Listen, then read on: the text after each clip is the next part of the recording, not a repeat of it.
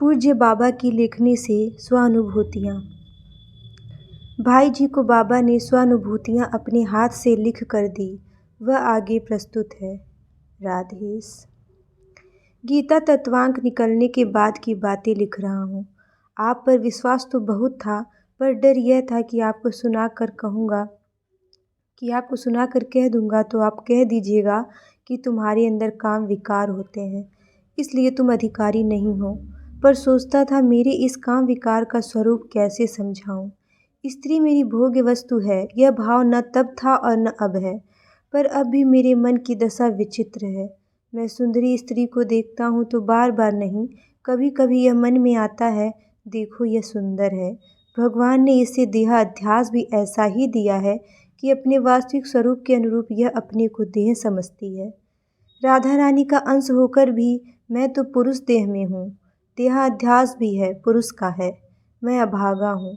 फिर सोचता हूँ यह तो पार्थिव शरीर है, गंदा है। राधा रानी में तो देह देही का भेद नहीं है। यह तो पार्थिव सौंदर्य ही वस्तुतः है नहीं। शरीर तो यहीं रहता है। राधा रानी का अंश जब तक रहता है तभी तक सुंदर है, तो सुंदर अंश है, यह शरीर नहीं। इस प्रकार घृणा और आकर्षण के भाव न जाने कितने रूपों में कितने प्रकार से अब भी जब वृत्ति बहिर्मुखी रहती है तब कभी कभी आते हैं। साथ ही यह बात स्फुरित होती है, मैं स्त्री होती।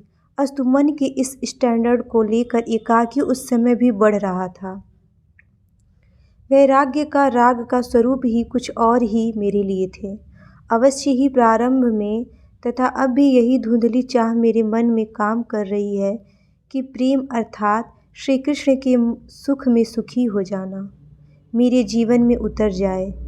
इसी इच्छा से प्रेरित होकर चाहे मन का धोखा भी इसमें सम्मिलित हो, अब तक की चेष्टाएं लगन बेलगन से होती गई हैं। कह ही चुका हूँ कि गौड़ीय साहित्य का मेरे ऊपर बहुत असर हुआ, क्योंकि मेरे मन के भावों का जो अपने आप उदय हुए थे समर्थक था। पढ़ते पढ़ते सेवा का भाव प्रबल होता गया। पहले स्त्री रूप में कुछ अपने सुख की वासना छिपी रहती थी, वह शिथिल हो गई। फिर मन में आया गुरु बनाओ। किसे गुरु बनाओ, यह प्रश्न उपस्थित हुआ। बहुत नहीं सोचा, थोड़ा सोच कर मानसिक जगत में बिना किसी विधि विधान के श्री रूप मंजरी देवी को गुरु रूप में स्वीकार कर लिया। नाम जब तो करता ही था, पर यह कहना भूल गया कि सर्वथा प्रारंभ से लेकर अब तक जो हुआ है, हो रहा है, किया है, कर रहा हूँ, इन सब के होते समय, करते समय मेरे मन की कैसी दशा है, इसे ठीक ठीक समझ नहीं सकता। कभी उत्कट व्याकुलता, कभी ये बातें होती गई हैं, पर अधिकांश क्या प्रायः सब में, चाहे कृत्रिम भाव ही हो, कैसे श्री कृष्ण का हो जाऊं, यह वासना कर रही है। अतः नाम जप करते हुए अष्टकालीन लीला अथवा किसी प्रकार की लीला का कोर्स बनाकर सेवा करने का विचार उत्पन्न हुआ। साथ ही पुरुषोत्तम तत्व लेख नित्य कर्म में शामिल हो गया था। रोज पढ़ता था, अब भी रोज पढ़ता हूँ और यही सोचता था और सोचता हूँ कि मैं तो राधा रानी का एक अंश हूँ, एक शुद्धतम अंश हूँ। चाहे मेरा स्थान कुछ भी क्यों न हो, हूँ तो उसी धातु का। यह विचार व्याकुल करने लगा। लीला का कोर्स कहाँ पाऊँ, किससे पूछूँ, कौन मुझे बताएगा, कौन मेरी मानसिक अवस्था को समझेगा। कोई मेरा पतन होने का अनुमान करेंगे, कोई हंसेंगे। आपसे संकोच था, पैसे थे नहीं कि सब गौड़ी साहित्य मंगा कर देखूं। उसमें आशा थी कि लीला का कोर्स प्राप्त होगा। एक दिन दोपहर में आपके पास बैठा था, फिर उठकर चला आया। गोरखपुर की बात है। आपने मुझे बुलाया और पद्म पुराण की बातें सुनाई। मुझे बुलाकर सुनाया और कहा कि देखिए, आपको कुछ बातें सुनाता हूँ। थोड़ा सुनाकर आपने कहा, इसे आप पढ़ जाइए। मैं पहले कुटिया पर या आपके पास ही पढ़ने लग गया। उसमें से 3 अध्याय ऐसे मिले जो मेरे जीवन के प्राण स्वरूप हो गए। उसी में एक अष्टकालीन लीला का एक कोर्स अत्यंत सुंदर प्राप्त हुआ। उसमें शंकर भगवान ने कहा, जैसे प्रकट लीला में वृंदावन में विहार करते हैं, वैसे ही नित्य करते हैं। उनकी लीला नित्य लीला चलती रहती है। यह श्लोक मुझे अत्यधिक प्यारा लगा। सोचने लगा, आज भी, इस क्षण भी, इस समय भी वे लीला कर रहे हैं। मैं उन्हें देख नहीं रही हूँ। क्रिया का स्त्रीलिंग व्यवहार इसलिए कहीं कहीं हुआ है कि मानसिक जगत में मेरी प्रार्थना आदि सब कुछ इसी रूप में होती है। बार बार यह श्लोक मन में आता है और अब भी आता है। यथा प्रकट लीलायां पुराणेषु प्रकीर्तिताः तथा ते नित्य लीलायां सन्ति वृंदावने भुवि। सोचता त्रिकालज्ञ सर्वथा सत्यवादी ऋषियों के वचन हैं। नित्य लीलायाम और संति ऐसा प्रयोग है, शंकर के वचन हैं, नारद जी सुनने वाले हैं। तो आज भी इसी रूप में, इसी प्रकार वे हैं, नित्य हैं, रहेंगे। इसको नारद जी ने वृंदा देवी के पास जाकर पूछा है। वृंदा ने लीला का कोर्स बतलाया है।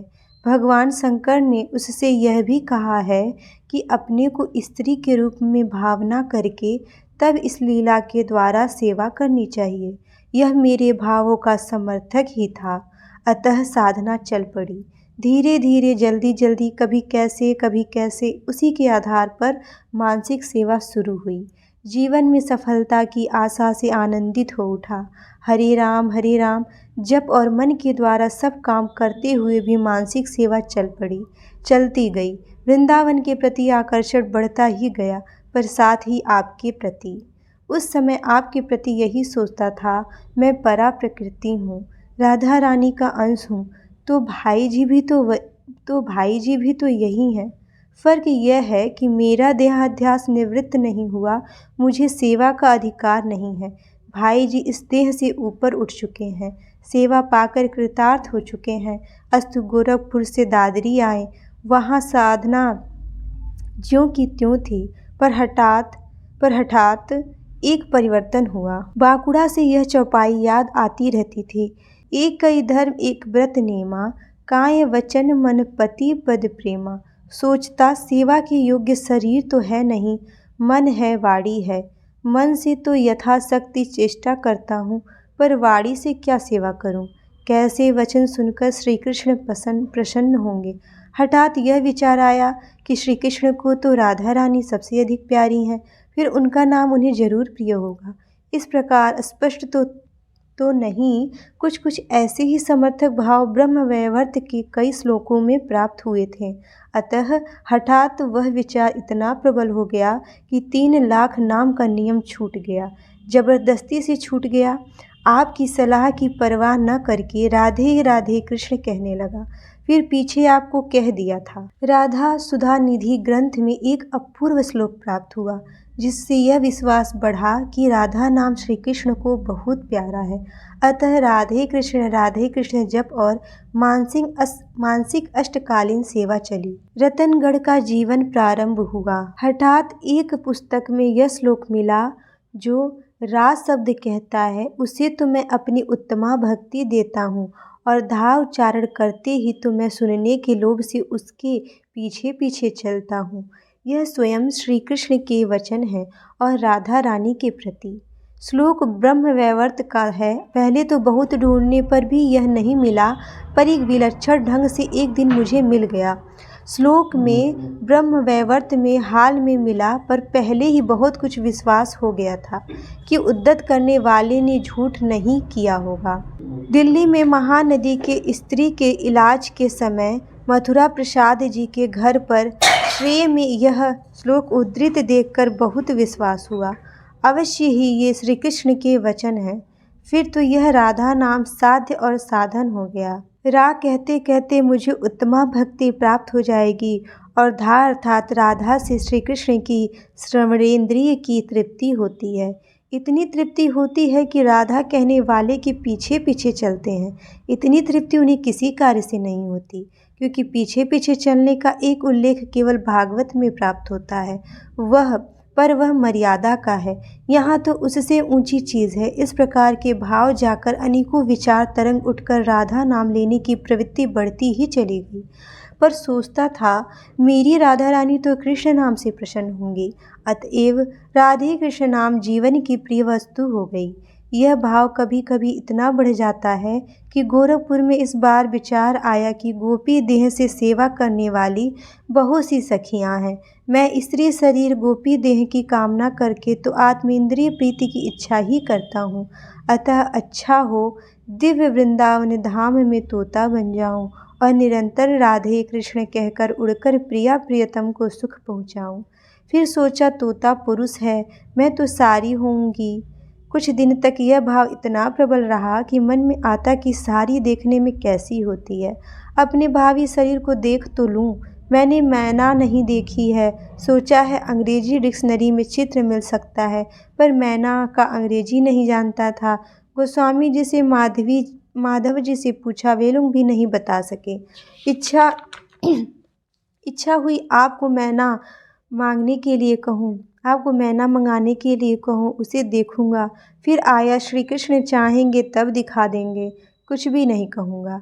आगे चलकर यह भाव ठंडा पड़ गया और इस रूप में हो गया, उनकी इच्छा पर छोड़ दूँ। वे जैसा सेवा चाहें, जैसे शरीर चाहें वे शरीर दें, उनके सुख के लिए सेवा है, सेवा करनी है।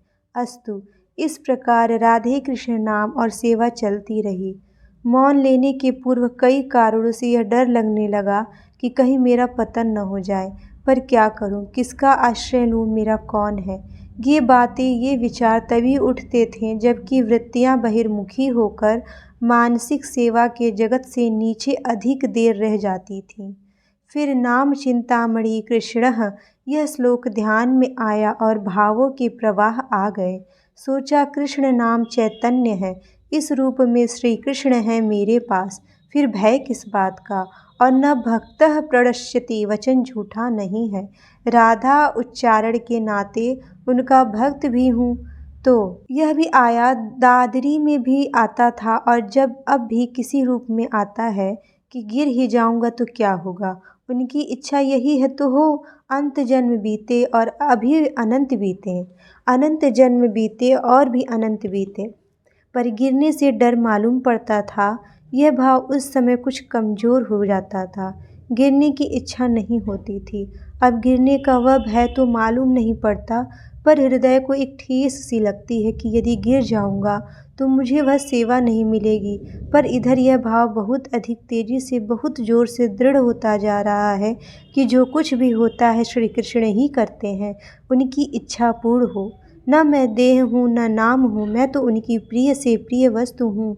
यदि नारकीय देह देकर वे सुख पावें तो क्या हर्ज है। प्रार्थना भी कभी कभी होने लगती है, ले चलो नाथ, जहाँ इच्छा हो नरक में, इच्छा हो नरक में ले चलो। यमदूत के रूप में तुम मेरे शरीर को चीर फाड़ कर खाना चाहो खाओ, अरे यह फाड़ी जाने वाली देह भी तुम ही तो बनोगे। वर्तमान के विचार के संबंध में आगे लिखूंगा। अब मौन के पास लौट आता हूँ।